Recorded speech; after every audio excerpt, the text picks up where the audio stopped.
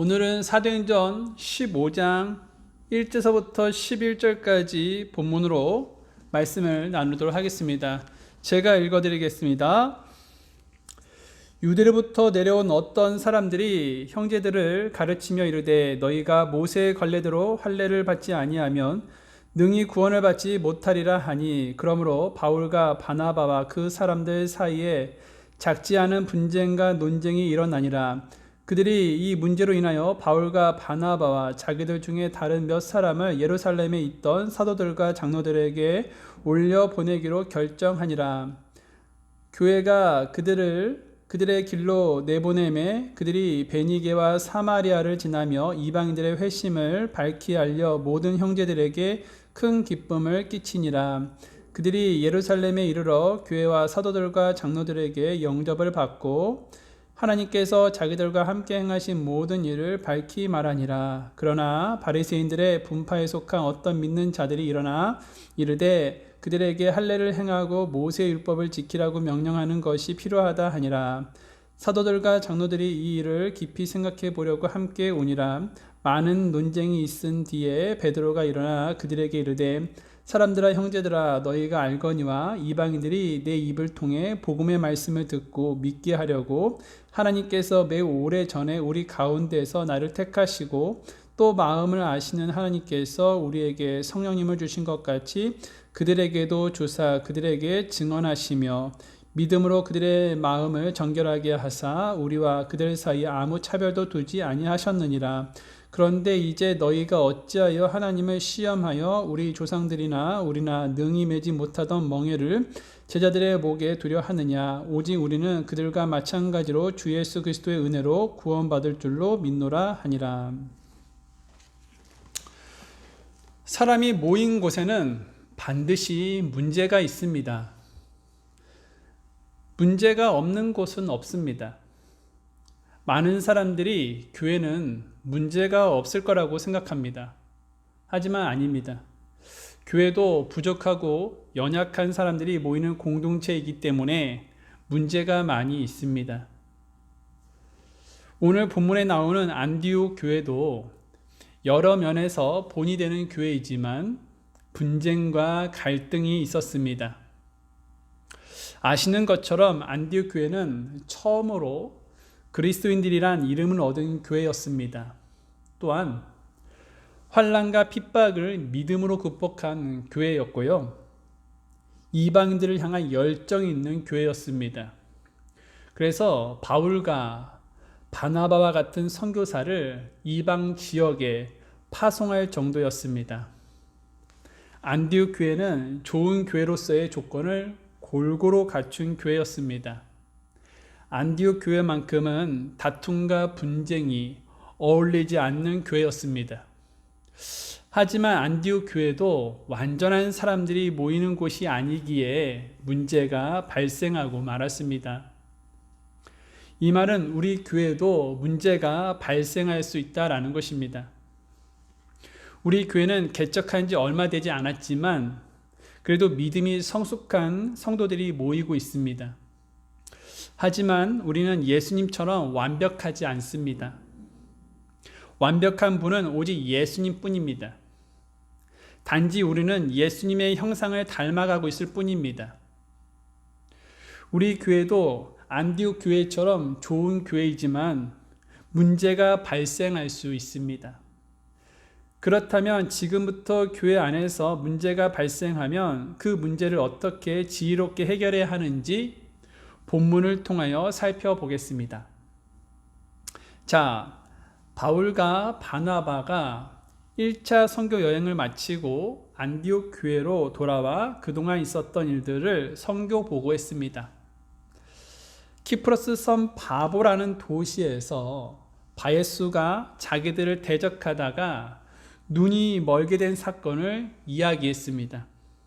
그리고 비시디아 안디옥과 이고니움에서 복음을 전하다가 쫓겨난 사건, 그리고 루스드라에서 어머니 태에서 불구가 되어 한 번도 걷지 못한 사람을 하나님의 권능으로 고쳐준 사건, 또 유대인이 사람들을 설득하여 던진 돌에 맞아 거의 죽게 되었는데 하나님의 은혜로 회복되어 계속 복음을 전하게 된 사건 등등 하나님께서 자기들과 함께 행하신 모든 일과 이방 사람들에게 믿음의 문을 열어주신 것에 대해 증언했습니다.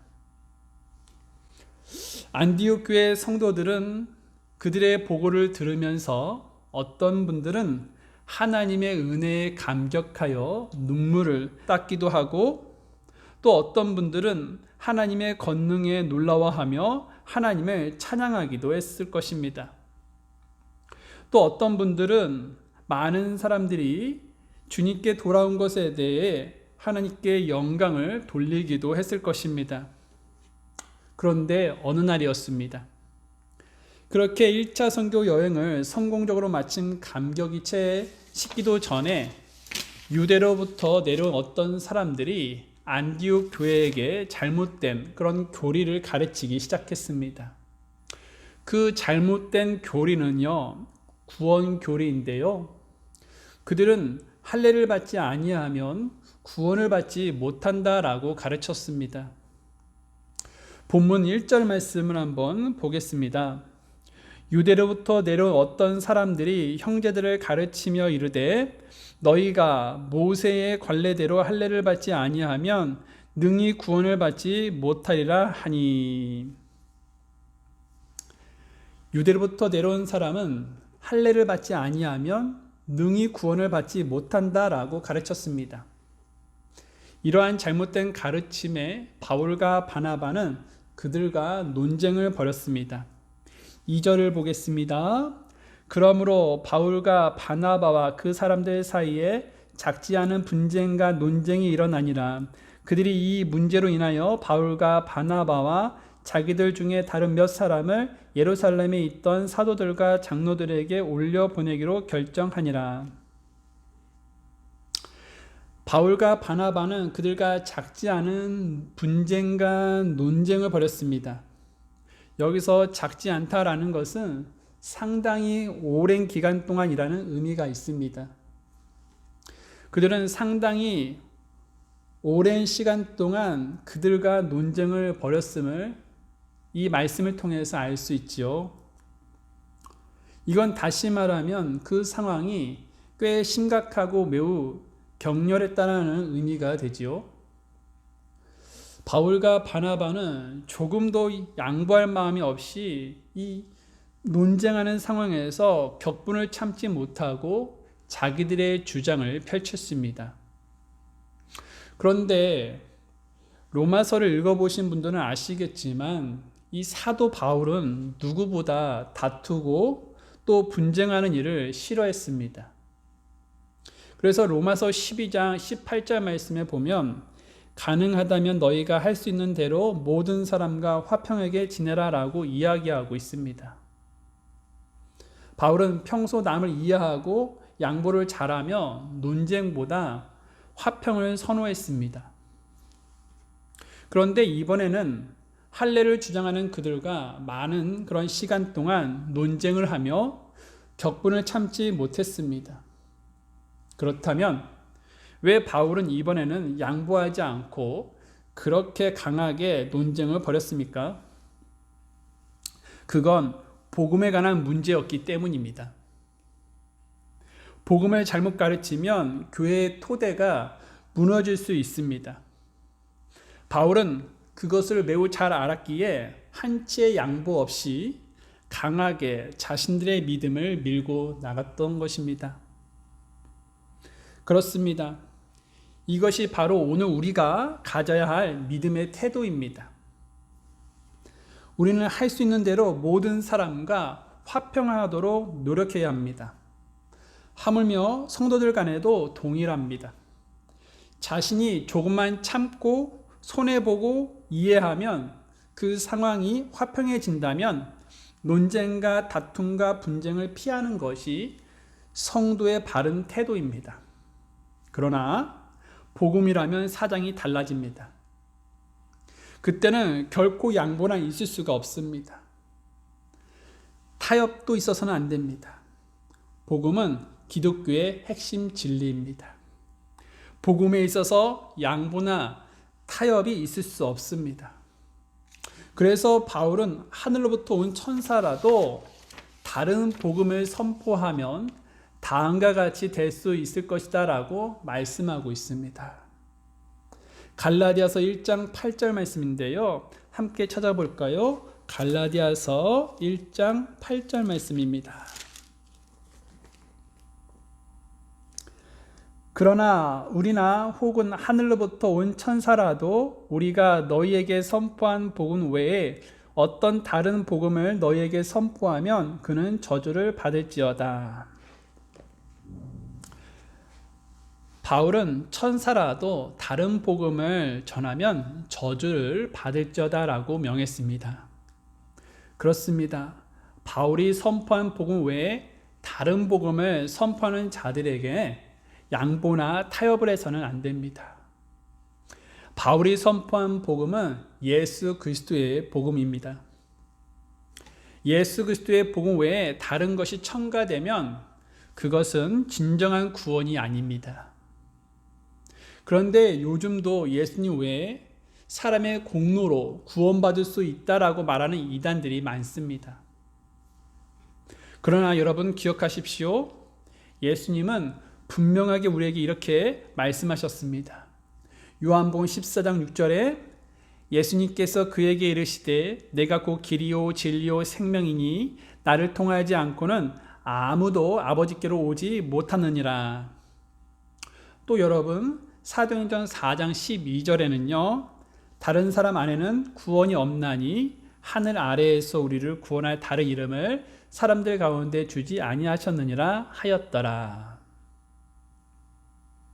여러분 예수님 말고 다른 길이 없습니다. 예수님 외에는 다른 방법이 없습니다. 하나님은 예수님 외에 우리를 구원할 다른 이름을 주지 않으셨습니다. 토요일에 모여야 구원받을 수 있다. 또 헌금을 많이 내야 구원받을 수 있다. 또 침례를 받아야 구원받을 수 있다라는 등 이런 거짓에 여러분 속지 마십시오. 구원은요 오직 예수님을 믿을 때 받는 것입니다. 그러므로 예수님을 믿는 것 외에 다른 것을 첨가한다는 말에 속지 마시고 예수님을 믿을 때 구원받는다는 구원 교리를 바르게 정립하여 바르게 주님을 따라가며 바르게 전하여 하나님의 왕국을 확장하는 일에 도구로 쓰임받기를 원합니다. 자, 바울과 바나바는요 할례를 받지 않으면 구원받을 수 없다라고 주장하는 이들에게 예수 그리스도를 믿기만 하면 구원받을 수 있다라고 얘기했습니다. 하지만 그들은 고개를 저으면서 반드시 할례를 받아야 구원받는다라고 주장했습니다. 할례란 요즘의 포용수술과 같은 것인데요. 남자 생식기의 포피를 자름으로 하나님의 백성이라는 언약의 증표입니다. 언약의 증표의 목적은 하나님의 은혜를 기억하는 것입니다. 그런데 유대인들은 시간이 흐르면서 하나님께서 자신들을 하나님의 백성으로 삼아주신 그 은혜에 감사하기보다는 할례를 행하면서 하나님의 선택받은 백성이라는 특권 의식을 나타내는 표시로 전락하고 말았습니다. 그러면서 더 나아가 할례를 구원의 조건으로 만들어 할례 받지 않으면 구원받을 수 없다라고 생각했습니다. 안디옥 교회는 유대인들을 중심으로 구성된 그런 예루살렘 교회와 다르게 이방인들이 많이 모였습니다. 그러니 유대로부터 온 사람들이 안디옥 교회가 율법과 상관없이 사는 것을 보고 그들에게 구원을 얻기 위해서는 할례를 받아야 한다라고 강하게 어필했던 것입니다. 결국 이런 가르침은요, 바울과 바나바의 가르침과 충돌하고 말았고요. 이와 같은 논쟁은 해결의 기미가 보이지 않았습니다. 그래서 안디옥 교회는요, 이 문제를 매듭짓기에 바울과 바나바와 그리고 몇 사람을요, 예루살렘 교회의 사도들과 장로들에게 보내기로 했습니다. 왜냐하면 예루살렘 교회에는 예수님께 직접 가르침을 받았던 사도들이 있었기 때문입니다. 안디옥 교회는 예수님께 직접 듣고 배운 사도들의 의견을 듣고 싶었습니다. 그래서 바울과 바나바 그리고 안디옥 교회 몇 사람, 즉 대표단은요, 해안선을 따라 예루살렘으로 향했습니다. 그 거리는 500km나 되는 아주 먼 길이었습니다.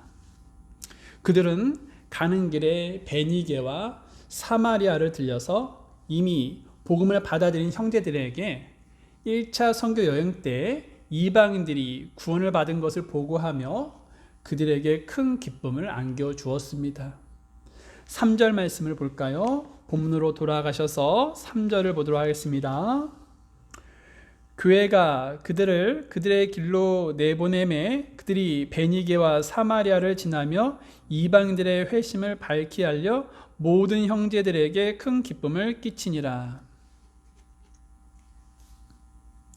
참된 구원의 감격을 맛본 자들은 이처럼 구원받는 사람들이 생길 때에 마치요 자신이 구원받는 것처럼 함께 기뻐하고 좋아하며 행복해야 합니다. 여러분들도 불신자의 구원 간증을 들으면 내일처럼 기뻐하며 하나님을 찬송하지 않았습니까? 그런데 왜 여러분들이 그처럼 기뻐했던 것일까요? 그건 바로 그 혼들도 주 안에서 한 가족이 되었기 때문입니다.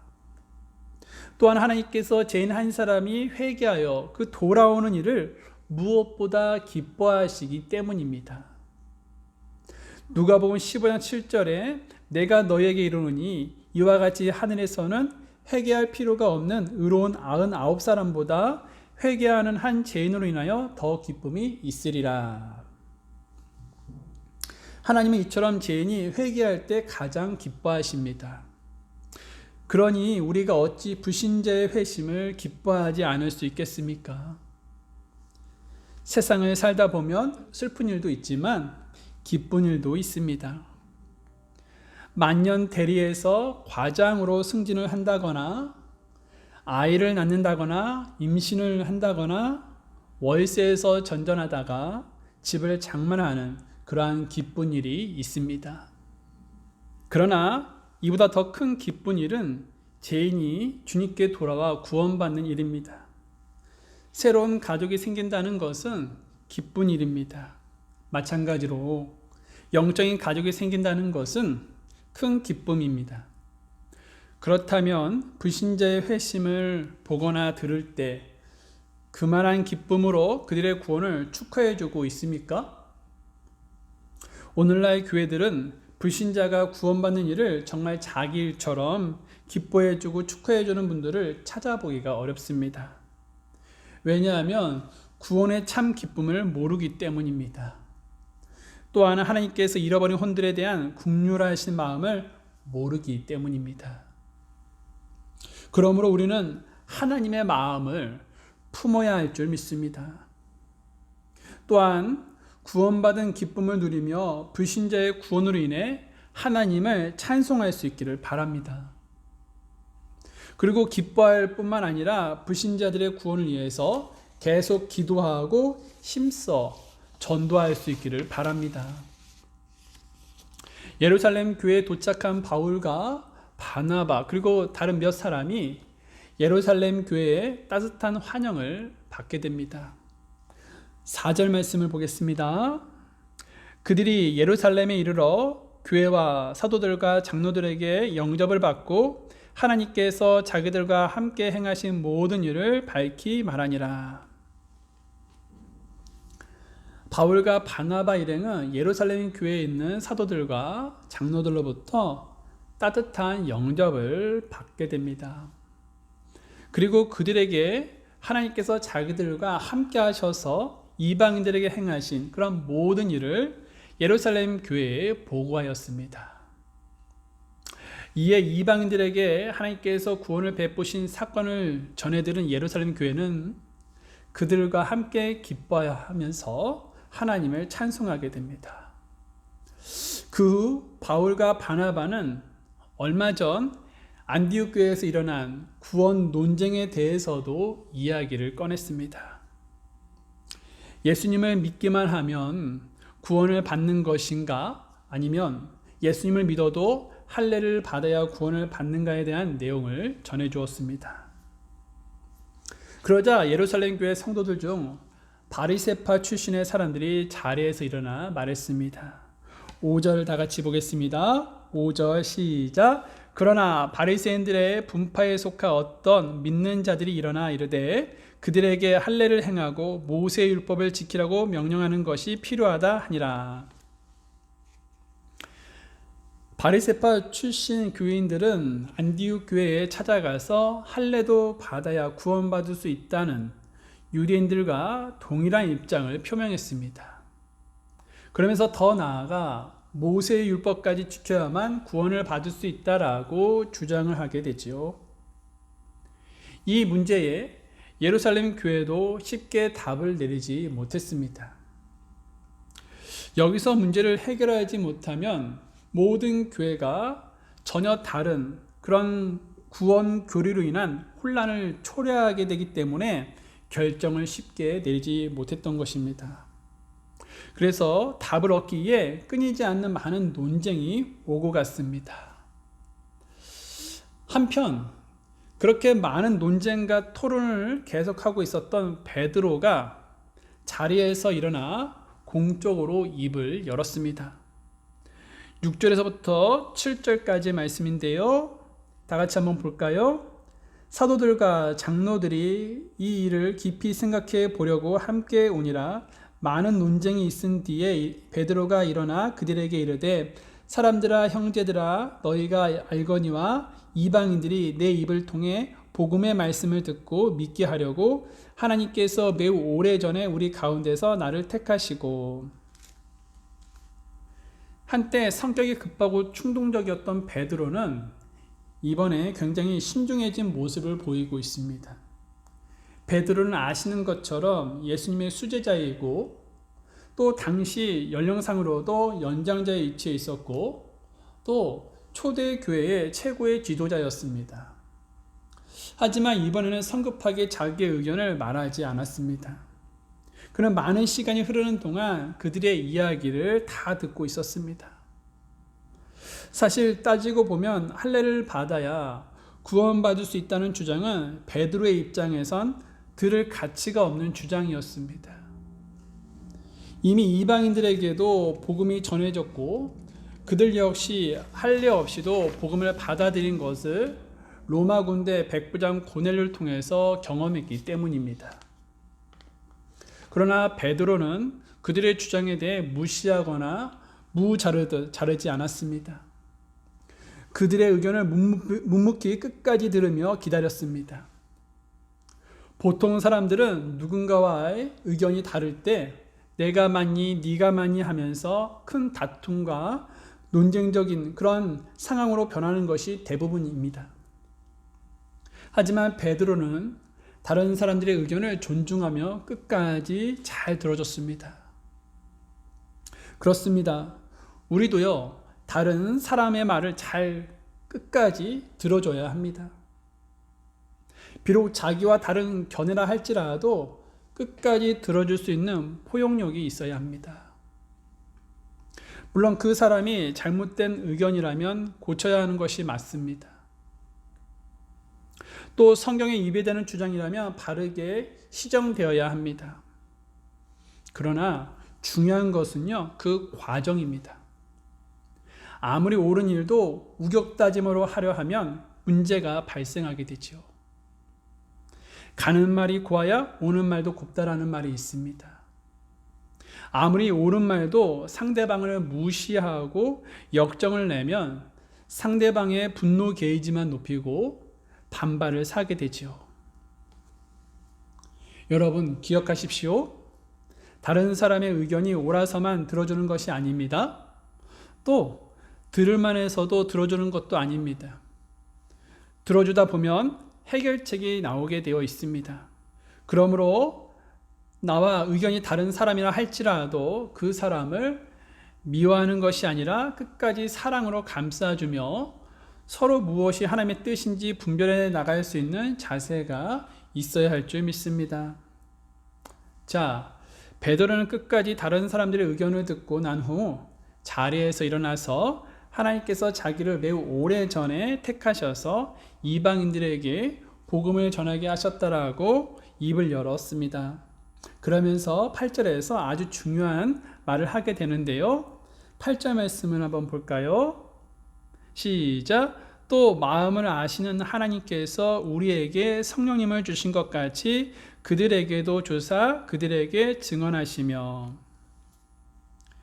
베드로는 하나님께서 유대인에게만 성령님을 주신 줄 알았는데 이방인에게도 성령님을 주셨다라고 이야기했습니다. 그리고 더 나아가 그런 이방인들에게 하나님은 믿음을 주셔서 그들의 마음을 정결하게 하셨음을 증언하게 되죠. 9절 말씀을 볼까요? 시작. 믿음으로 그들의 마음을 정결하게 하사 우리와 그들 사이에 아무 차별도 두지 아니하셨느니라. 베드로는 하나님께서 이방인들에게도 믿음으로 정결하게 하사 우리와 아무 차별도 두지 아니하셨다라고 했습니다. 구원에는 여러분 차별이 없습니다. 누구든지 예수님을 믿기만 하면 유대인이나 이방인이나 돈 많은 사람이나 또 없는 사람이나 지위가 높은 자나 낮은 자나 다 상관없이 구원을 받습니다. 로마서 10장 13절에 누구든지 주의 이름을 부르는 자는 구원을 받으리라 라고 말씀하고 있습니다. 주님은 누구든지 예수님만 믿기만 하면 구원해 주시고 하나님의 자녀로 삼아 주십니다. 여러분, 구원의 조건은 딱 한 가지, 믿음입니다. 그러므로 우리는 복음을 전할 때 사람을 차별해서는 안 됩니다. 사람을 외모로 판단하여 구원을 받은 자와 안 받을 자로 규정해서는 안 됩니다. 하나님은 누구도 차별하지 않습니다. 그러므로 지금부터라도 모든 사람에게 구원의 가능성을 열어놓고 누구든 만나는 사람에게 복음을 증거해야 할 줄 믿습니다. 할례를 받아야 된다고 주장하는 사람에 대해 베드로는 이렇게 말했습니다. 10절 말씀을 볼까요? 10절 말씀입니다. 시작. 그런데 이제 너희가 어찌하여 하나님을 시험하여 우리 조상들이나 우리나 능히 매지 못하던 멍에를 제자들의 목에 두려 하느냐. 베드로는 그들에게 너희들이 주장하고 있는 것은 하나님을 시험하는 것이라 라고 했습니다. 하나님께서 이방인을 받아주셨는데 너희들이 받아주지 않는다면 그것은 바로 하나님께서 하시는 일을 반대하는 일이기 때문에 하나님을 시험하는 것이다 라고 했다는 것이죠. 그러면서 우리 조상들이나 우리나 능히 매지 못하던 멍에를 제자들의 목에 두려 하느냐라고 했습니다. 이것은 우리 조상들도 100% 못 지키고 우리도 못 지킨 그 율법을 지키게 하려고 하느냐고 이야기했던 것이지요. 그러면서 전체적인 결론을 다음과 같이 내리게 됩니다. 11절 말씀 보겠습니다. 11절 읽겠습니다. 시작. 오직 우리는 그들과 마찬가지로 주 예수 그리스도의 은혜로 구원받을 줄을 믿노라 하니라. 베드로는 우리가 구원받은 것은 오직 주 예수 그리스도의 은혜로 구원받은 것인데 이방인들도 마찬가지로 율법도 아니고 할례도 아닌 오직 주 예수 그리스도를 믿었기 때문에 하나님의 은혜로 구원을 받을 수 있었다고 말하며 오늘 본문의 이야기를 마치게 되죠. 그렇습니다, 여러분. 구원의 길은 오직 한 가지, 예수님에 대한 믿음뿐입니다. 여기서 더 첨가할 필요가 없습니다. 또한 예수님을 믿었다면 구원은 결코 잃어버리지 않습니다. 한 번 받은 구원은 영원합니다. 요한복음 6장 39절에 나를 보내신 아버지의 뜻은 이것이니 곧 그분께서 내게 주신 모든 것 중에서 내가 하나도 잃지 아니하고 마지막 날에 그것을 다시 일으키는 것이니라. 예수님께서 이 땅에 오신 것은 하나님 아버지의 뜻을 행하기 위해 오셨는데, 하나님 아버지의 뜻은요, 예수님께 주신 모든 자들을 하나도 잃어버리지 않는 것입니다. 여러분, 한 번 받은 구원은 취소되지가 않지요. 예수님께서 잃어버리지 않도록 권능의 손으로 붙드시기 때문입니다. 그러므로 구원이 취소될 수 있지 않을까 염려하지 마시고 구원의 확신을 주신 그 약속의 말씀을 붙드시며 늘 승리할 수 있기를 바랍니다.